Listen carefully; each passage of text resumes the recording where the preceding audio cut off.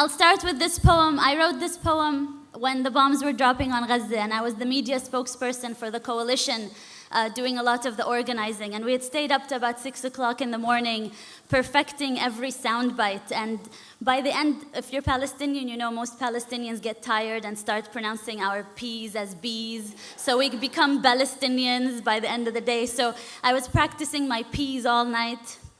And the next morning, one of the journalists asked me, "Don't you think it would all be fine if you just stopped teaching your children to hate?" I did not insult the person. I was very polite. But I wrote this poem as a response to these types of questions we Palestinians always get.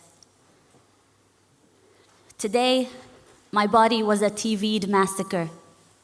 Today, my body was a TV'd massacre that had to fit into sound bites and word limits. Today, my body was a TV'd massacre that had to fit into sound bites and word limits, filled enough with statistics to counter measured response. And I perfected my English and I learned my UN resolutions. But still, he asked me, "Ms. Ziadah, don't you think everything would be resolved if you would just stop teaching so much hatred to your children?" Pause.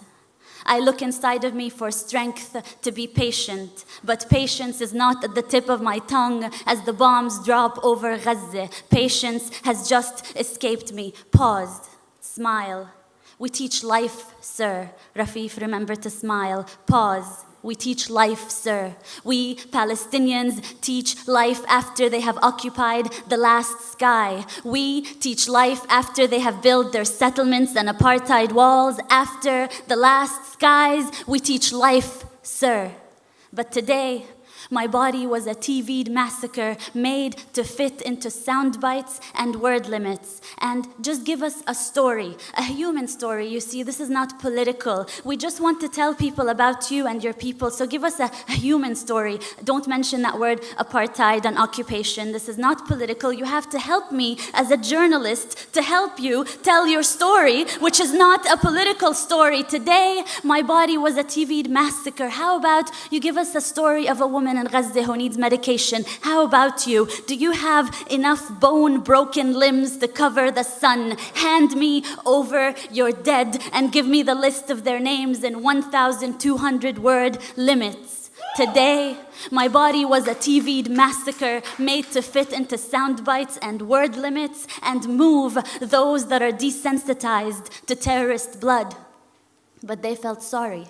They felt sorry for the cattle over Gaza. So I give them UN resolutions and statistics, and we condemn and we deplore and we reject. And these are not two equal sides, occupier and occupied, and 100 dead, 200 dead, and 1,000 dead. And between that war crime and massacre, I vent out words and smile, not exotic. Smile, not terrorist. And I recount 100 dead, 200 dead, 1,000 dead. Is anyone out there? Will anyone listen? I wish I could wail over their bodies. I wish I could just run barefoot in every refugee camp and hold every child, cover their ears so they wouldn't have to hear the sound of bombing for the rest of their life the way I do. Today, my body was a TV'd massacre, and let me just tell you, there is nothing your UN resolutions have ever done about this. And no soundbite I come up with, no matter how good my English gets, no soundbite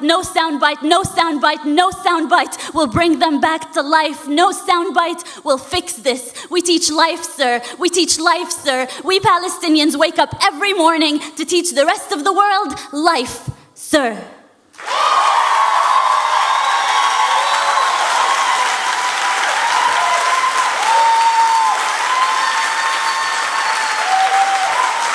Thank you.